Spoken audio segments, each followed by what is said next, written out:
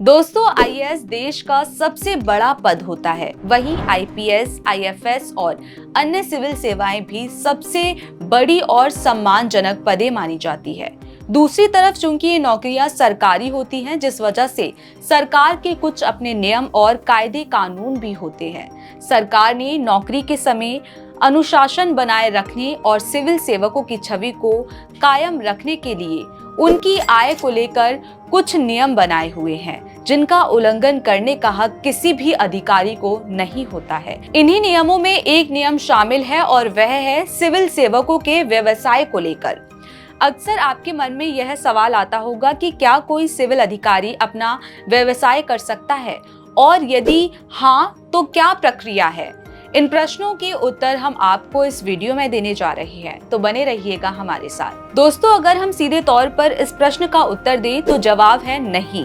जी हाँ, एक आईएएस अधिकारी अपना कोई व्यवसाय नहीं कर सकता, क्योंकि उन्हें कुछ सरकारी नियमों का पालन करना होता है। अखिल भारतीय सेवा नियम 1968 के अनुसार एक सिविल सेवा अधिकारी यानी कि एक आईएएस, आईपीएस को प्रत्यक्ष या अप्रत्यक्ष रूप से किसी भी व्यापार या व्यवसाय में शामिल होने से प्रतिबंधित किया गया है। लेकिन दूसरा पहलू यह भी है कि एक आईएएस अधिकारी अपना व्यवसाय शुरू कर सकता है, लेकिन इसके लिए भी कुछ नियम बनाए गए हैं। क्या है ये नियम, आइए जानते हैं। आपको बता दें कि एक आईएएस अधिकारी आकर्षक वेतन और भत्तों का हकदार होता है, लेकिन कुछ आईएएस अधिकारी अपनी नौकरी से संतुष्ट नहीं होते। यही कारण है कि उनमें से कई लोग इस्तीफा देकर अपना व्यवसाय शुरू कर लेते हैं या फिर रोजगार का कोई दूसरा सोर्स ढूंढ लेते हैं। आइए इस बारे में बात करते हैं कि आईएएस अधिकारी व्यवसाय कर सकते हैं।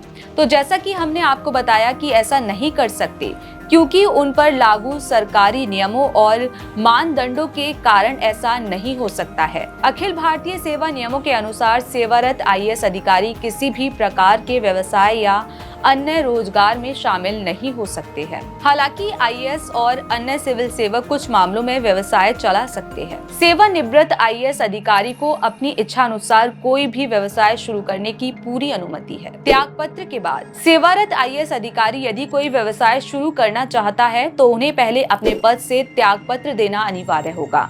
इसके बाद ही वह व्यवसाय शुरू कर सकता है। जीवन साथी के नाम पर सेवारत आईएएस अधिकारी अपने जीवन साथी के नाम पर कोई भी व्यवसायिक फर्म खोल सकता है और फिर उसे चला सकता है। व्यवसायिक फर्म उनके नाम पर नहीं होनी चाहिए, यह उनके जीवन साथी के नाम पर होना चाहिए। परिवार के सदस्य के नाम पर आईएएस अधिकारी अपने परिवार के किसी भी सदस्य के नाम पर कोई भी व्यवसाय कर सकता है। सरकार से पूर्व अनुमति सेवारत आईएएस अधिकारी अपने सेवाकाल के दौरान इस शर्त पर व्यवसाय चला सकते हैं कि उन्हें सरकार से पूर्व अनुमति लेनी होगी और अनुमति मिलने पर उन्हें अपने व्यवसाय से जुड़ी सभी प्रासंगिक जानकारियों का खुलासा करना होगा।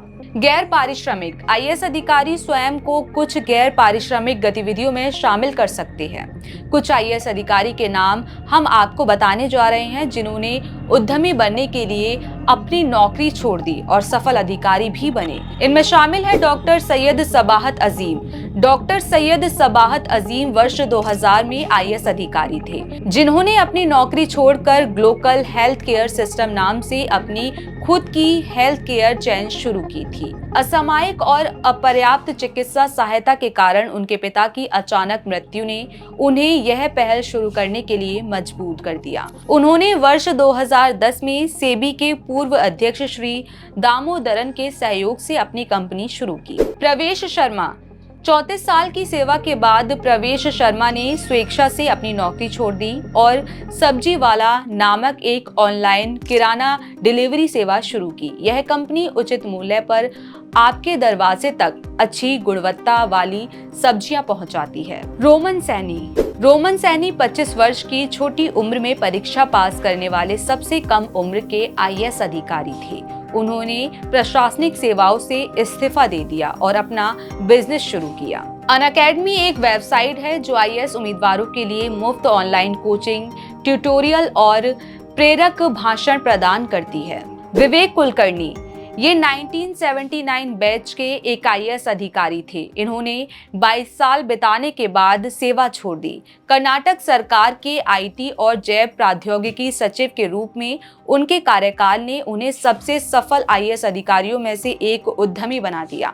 2005 में उन्होंने ब्रिकवर्ग इंडिया की सह स्थापना की, जो एक ज्ञान प्रक्रिया आउटसोर्सिंग फर्म है जो वैश्विक कंपनियों को वर्चुअल सहायता प्रदान करती है। संजय गुप्ता 1985 बैच के IAS अधिकारी हैं, जिन्होंने 22 वर्ष की छोटी उम्र में UPSC सिविल सेवा परीक्षा उत्तीर्ण की थी।